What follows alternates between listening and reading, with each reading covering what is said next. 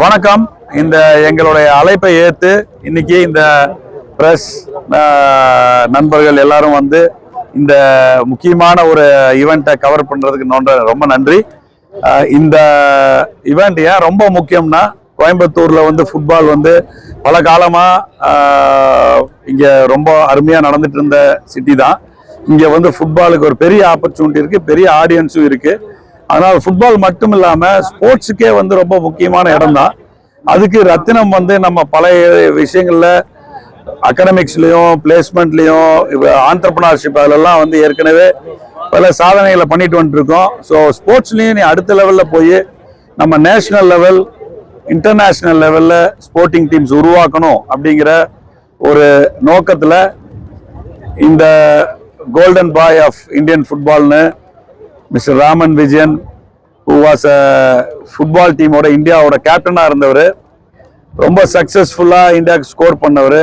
அவரு எங்களுக்கு அறிமுகம் ஆனதுலேருந்து அவருடைய விஷனும் சரி, அவரை கீழே இறங்கி செயல்படக்கூடிய திறமையும் சரி, ரொம்ப எங்க ரத்தினத்தினுடைய ஸ்டைலுக்கு மேட்ச் ஆன மாதிரி இருந்தது.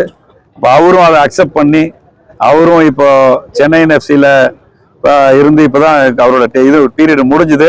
அவரும் இங்க வந்து இந்த விஷன்ல டிராவல் பண்ணணும்னு ஆசைப்பட்டு நம்ம கூட ஜாயின் பண்ணியிருக்காரு. இந்த முயற்சி மென்மேல மேல போய் நம்ம கோயம்புத்தூர்ல இருந்து நம்ம ரத்தினத்துல இருந்தும் பிளஸ் அதர் கோயம்புத்தூர்ல லொகேஷன்ஸ்ல இருந்தும் ஃபுட்பாலும் சரி அதர் ஸ்போர்ட்ஸ்லயும் சரி டாப் லெவல் லீக் டீம்ஸும் டாப் லெவல் பிளேயர்ஸும் உருவாக்குறதுக்கு இது ஒரு நல்ல முயற்சியா இருக்கும் நம்புறோம்.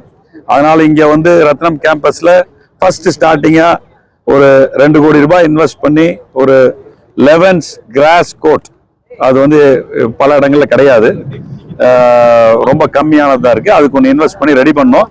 அந்த கிரவுண்ட்ல தான் இப்ப நிக்கிறோம். It's a great blessing for us. I will give the opportunity our Raman Vijayan to take this forward to a national and international levels.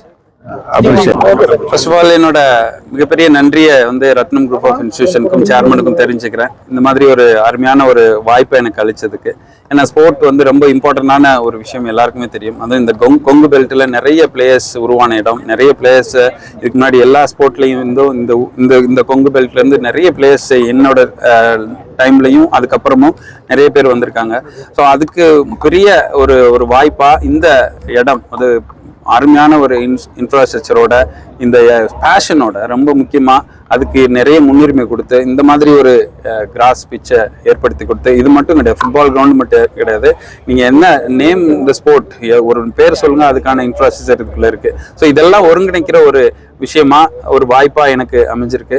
அதுக்கும் பெரிய சப்போர்ட் நம்ம கொடுத்துட்ருக்காங்க. இன்றைக்கி நிறைய ப்ரொஃபஷ்னலாக வந்து ஸ்போர்ட்டை ஒரு கெரியராக லைஃப்பில் எடுத்துகிட்டு போகணும் அப்படின்னு நினைக்கிற ஒவ்வொரு மாணவனுக்கும் இந்த இடம் வந்து ஒரு பெரிய, இந்த இன்ஸ்டிடியூஷன் வந்து பெரிய ஒரு லைஃப்பை கொடுக்குற ஒரு இடமா அமையும் அப்படிங்கிறத நம்புகிறேன். அது என்னால் ஆன முயற்சிகளை நான் கண்டிப்பாக செய்வேன். நிறைய பிளேயர்ஸை ப்ரொஃபஷனல் பிளேயர்ஸாக உருவாக்குறது மட்டும் இல்லாமல் ஒரு நல்ல ஹியூமன் பீயிங்காக இந்த ஸ்போர்ட்ஸ் மூலம் உருவாக்குறதுல என்னோட ஒர்க்கு கண்டினியூ ஆகும் அப்படிங்கிறத நம்புகிறேன்.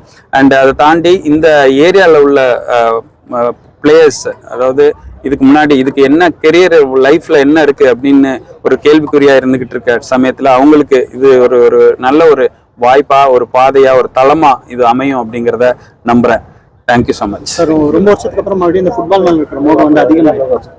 இப்போ கோவை மாவட்டத்தில் பார்த்தீங்கன்னா கரெக்டான அசோசியேஷன் இல்லைன்ற சொல்கிறாங்க சார். ஒரு மாவட்டத்துக்கு 2 அசோசியேஷன் இருக்குது, எங்களால் சரியான சர்க்குலேட் பண்ண முடியலன்னு சொல்கிறாங்க சார். நிச்சயமா வந்து இதுக்கான முடிவு வந்துருச்சு. ஏன்னா ஆல்மோஸ்ட் இதுக்கான முடிவு வந்துருச்சு. இது எல்லாம் சரியாகும். இன்னும் 1 or 2 monthsல இதுக்கான எலெக்ஷன்ஸ் நடக்க போகுது. இதுக்கான எல்லாமே முடிவுக்கு வரப்போகுது. ஏன்னா நம்மளும் தமிழ்நாட்டில் ஒரு 4-5 வருஷமா எந்த வித அசோசியேஷன்ல லீக் நடக்காம நிறைய பிளேயர்ஸ் பாதிக்கப்பட்டிருக்காங்க.